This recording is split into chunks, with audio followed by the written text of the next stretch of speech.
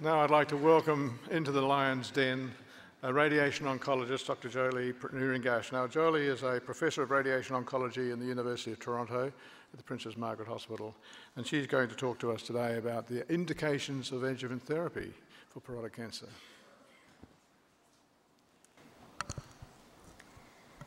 Thank you very much. Quite a lot has actually already been covered by my colleagues, but I just want to make the comment that I always find it interesting when I'm asked to speak on this topic because my training is as a clinical epidemiologist. So I'm very focused on levels of evidence and randomized trials, and this is an area where we don't really have a lot of those, I think has been pointed out previously.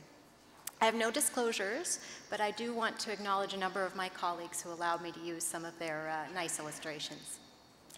So we've been hearing a little bit about the background. We haven't really talked about the causes of salivary tumors, but as a radiation oncologist, I think it's important just to keep in mind that exposure to ionizing radiation is actually one of the causative factors. So it's very important for us when we're trying to determine that balance of risk and benefit for adjuvant radiotherapy to make sure that we have that information of what radiation the patient has previously been exposed to.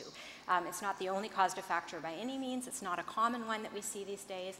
But we do still encounter older patients that may have had radiation for all sorts of benign conditions in childhood that they may not come forward with if we don't ask about that.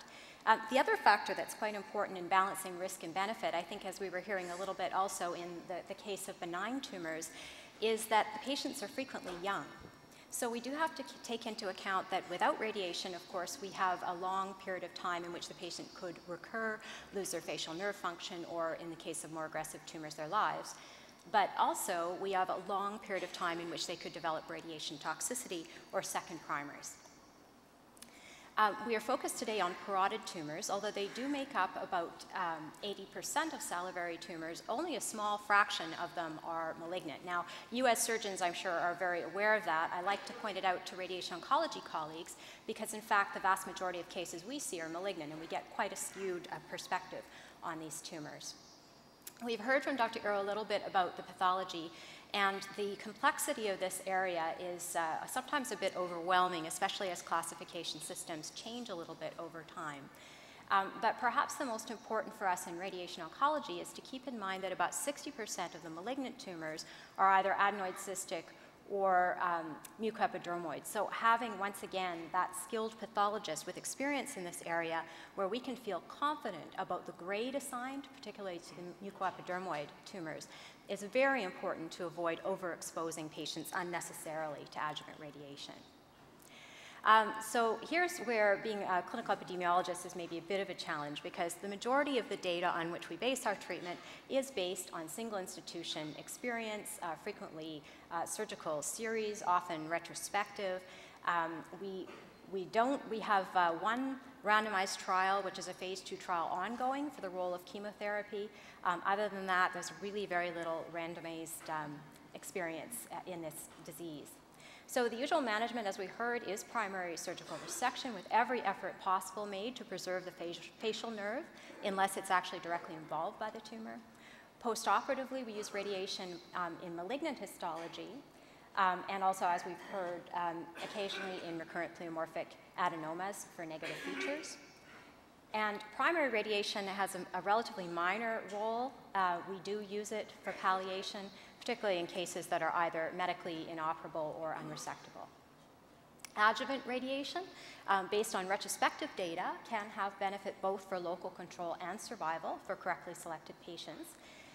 This is a long list of high-risk features. Not every paper comes up with the same selection, but close or positive margins, extracapsular disease, locally advanced T status of T3 or T4, lymph node involvement, high-grade malignancies, and a little more controversially, perineural and or lymphovascular invasion. And this is a Dutch series, one of the more recent ones published with quite a large number of patients. And in this series, the postoperative radiation improved the 10-year local control, particularly for the locally advanced tumors, incomplete or close margins, and bone and perineural invasion. This is our PMH data. This is old now, 2001. I guess we're due to update our experience. And I just point out this is before the IMRT era. for what that's worth. Disease-specific and local control in the high 70s. Overall survival of about 40 to 50% long term. And as was mentioned earlier, you really do have to follow these patients quite a long time to get accurate results. So if you'll forgive me for going a little bit not only into the when to treat, but how to treat, the three things that I personally struggle with the most is when I should be covering the facial nerve or other major named nerves up to the skull base, what the extent of neck radiation should be, very similar to the surgical situation we've just heard about, and toxicity reduction, how we can better avoid functional structures that determine the patient's long-term outcome. So very briefly, I don't think I need to tell surgeons that there's a deep lobe of the parotid gland, but in the early days of 3D conformal radiation planning, some radiation oncologists were actually fooled by the artifact that we see on CT scans suggesting that perhaps the parotid gland is ending before it really does. And this is important for us in making sure we cover the whole gland when we're treating, and also in avoiding usually the contralateral gland in maintaining salivary function. We need to get that right. We also need to know where the facial nerve is, and we don't always have the opportunity that surgeons have of directly observing this. But we need to know it from our anatomy books, from our radiology, and maybe even from coming into the OR from time to time, particularly for the high-grade tumors with major nerve involvement, where we want to be following this nerve all the way up to the skull base. And that's just pointing out the location as we see on 3D imaging. This is the way a radiation oncologist sees the facial nerve. This is very similar to what Dr. Lima showed us. This is from the Terhard Dutch series, but again pointing out that the primary echelon of nodes, of course, is periparotid. If we're radiating the parotid bed, we're always going to get those nodes. There's no controversy there. The second highest area is the level 2 lymph nodes. And my feeling is that when in doubt, particularly by covering the parotid bed, we're often overlapping a portion of the face, the level 2 lymph nodes anyway. So if you have a higher grade tumor and you're in doubt about whether or not to cover the neck, it doesn't actually add a lot of toxicity to include level 2. And if it's a sort of more of a questionable situation, you don't necessarily need to go after level 1, 1B, level 3, 4, and 5. And adjuvant radiation has been shown to reduce nodal failure. This is data from Chen et al. And in fact, with elective nodal radiation, their series, the failure was almost 0. So radiation is very effective in this situation. Now, the flip side of all of this is, of course, toxicity. We worry about osteoradionecrosis in the mandible, hearing loss. If you're not attentive to where your IMRT beams in particular are going, you can have significant optic exposure.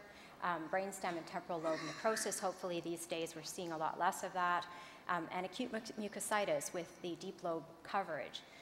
Salivary function, we know now, we're getting much better data that if we can keep the mean doses in about the 25 gray range, we can see as much as 80 to 85% of salivary flow post-treatment. And the other advantage in this situation is that typically we're able to spare the contralateral side so that patients have much better salivary recovery. Now, the role of chemotherapy is very controversial. There's no good data. RTOG has mounted a phase 2 study. I would definitely encourage everyone in the audience to try to participate in this if they have the opportunity. I don't think that it's accruing quite as well as the investigators might wish, but this is looking at high-grade disease that also have anatomic risk factors and randomizing between either adjuvant radiation with or without weekly cisplatin to see whether that improves the outcomes in these more high-grade tumors. The SEER review from 2011 is not the first study by any means to suggest a survival benefit of adjuvant radiation, but it does show quite a large impact with a hazard ratio for death of 0.76 in almost 3,000 patients. Now, what they found is that it was a combination of high-grade pathology as well as anatomic high-risk factors, which seemed to really confer the survival benefit. I would just point out, you can't blame the investigators for anything that comes out of SEER data. They have to take what they get and work with it. But there was a 36% rate of squamous cell carcinoma, and that would be contrasted with about 6% in the Terhard series. So it does sort of raise the question of whether perhaps all of these were truly primary parotid malignancies versus maybe some secondary nodal recurrences or something mixed in there, but in any case, that's what they found. So in conclusion, this is a very puzzling area because the quality of the data is not what we would like it to be. I think having a multidisciplinary approach, putting your heads together is absolutely the best way to handle this. As others have pointed out, I work very closely with radiologists, pathologists, and surgeons. And a lot of the time, if you're kind of on the verge of whether or not to give radiation or not, for me, it's the conversation with the surgeon. Where exactly was it? How close was the facial nerve? What are the implications if this patient recurs? And what are the right things to do about it? And I think that kind of experienced tumor board approach is really the saving grace when we don't have large randomized trials to guide us. Thank you.